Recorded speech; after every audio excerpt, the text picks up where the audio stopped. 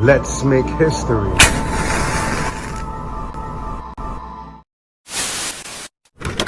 This is the people's history of Spanish Harlem.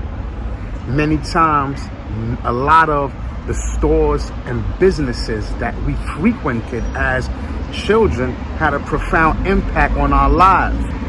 Many fond memories growing up, and then you get older and some of these stores disappear. They're just gone, and that's a piece of history that goes with it. So in the case of Spanish Harlem, also known as East Harlem, also known as El Barrio, the entire face of the neighborhood changed. It's still the hood, it's still Spanish Harlem, but many key things have changed in the neighborhood over the years. I'm sure people who grew up during the 70s and 60s feel the same way.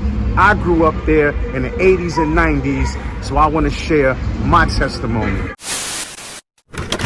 I'm gonna take it to 110th Street in Madison. I grew up like a block away and around the corner. My family has been in this area for almost 100 years. We're no longer there, but we were there almost 100 years. We left in the 90s. But I'm on 110th and Madison, which has been renamed Tito Puente Way, because there's a building not right on Madison, but right off of Madison on 110th Street on the east side of the street. There's a building, and there used to be a bodega underneath, not anymore, but that's actually the building that Tito Puente lived in. So it's historical in that sense. And then you have diagonally on the southwest corner of 110th and Madison, there was a methadone clinic actually there, a methadone program. And on the side of it, this is, by the way, where the buses turn right onto 110th from off of Madison.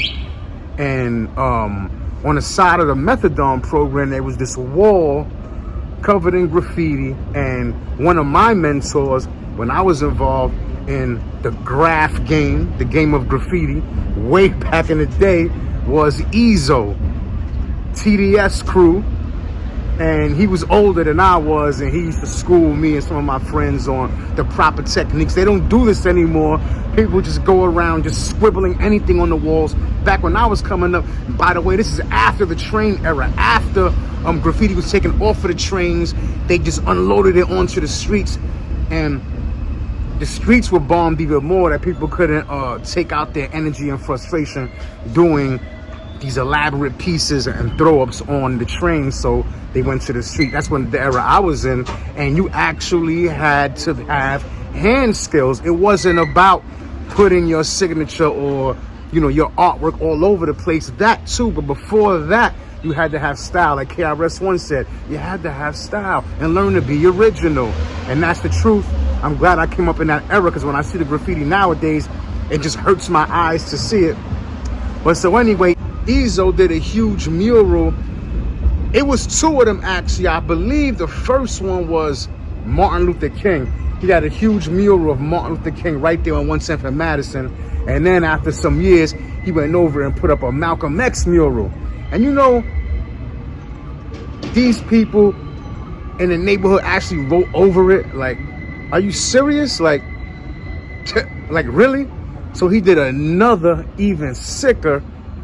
He did another even better Malcolm X mural, and I was there for years. It was a landmark. It might have been in a music video or two, but that's right in the area where Lehman Village is.